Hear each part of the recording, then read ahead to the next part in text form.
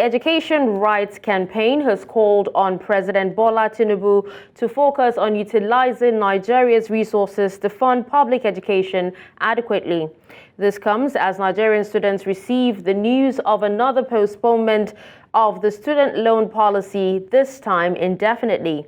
According to the Special Advisor to the President on Information and Strategy, Bayo Onanuga, the reason for the latest postponement is that the federal government needed to fine-tune the policy.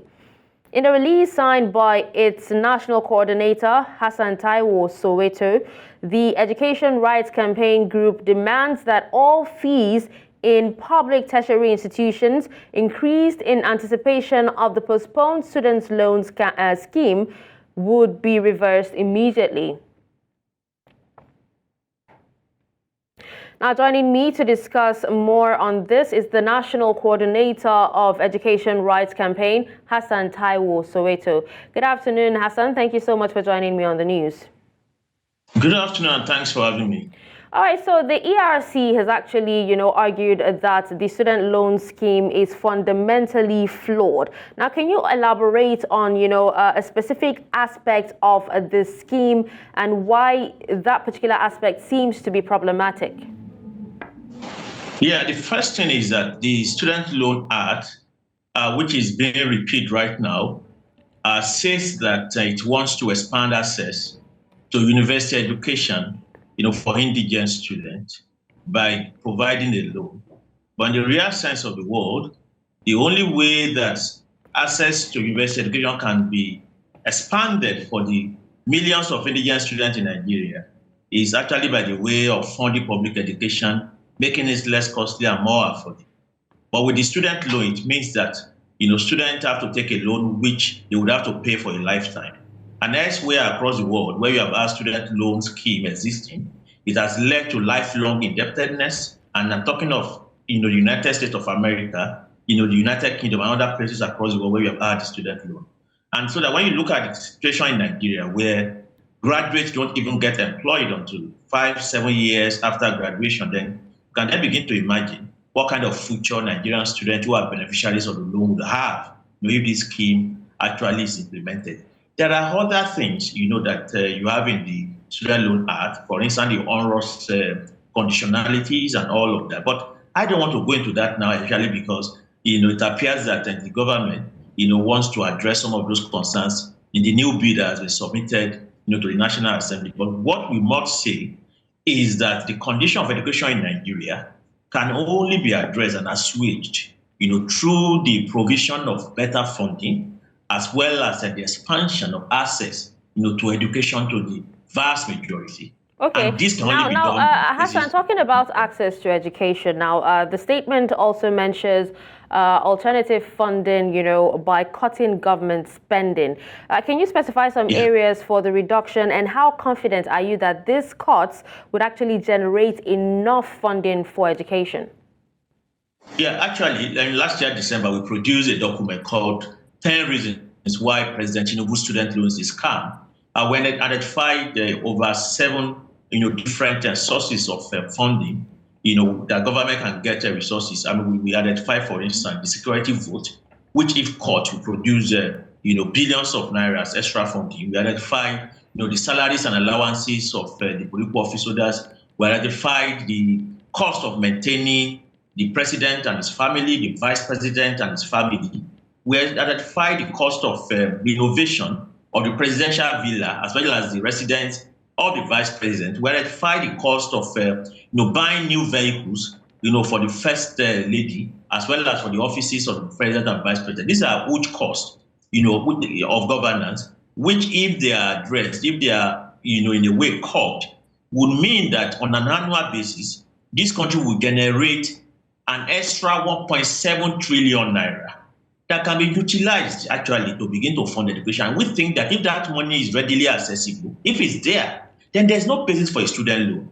If you remember what the president said when he was presenting the new bill at National Assembly a few days ago, he said that they have voted 200 billion to the student loan. That is a minuscule amount to the huge resources that is lying within now, 1.7 trillion, which if assessed will mean that we don't need a student loan. Education can be made affordable for everyone. And that is the point we are making.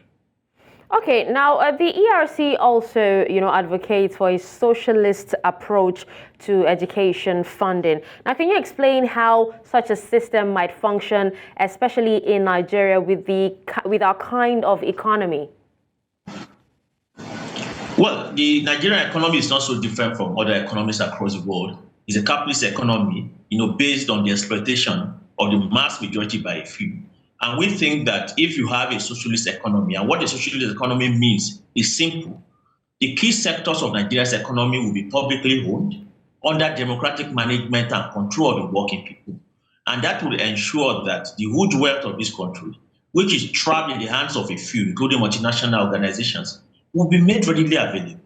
They'll be utilized to fund education, to fund healthcare, to provide jobs as well as a decent life for all. That is what a socialist economy is all about. Utilizing public wealth for the purpose of generating the best life, a decent life for the mass majority.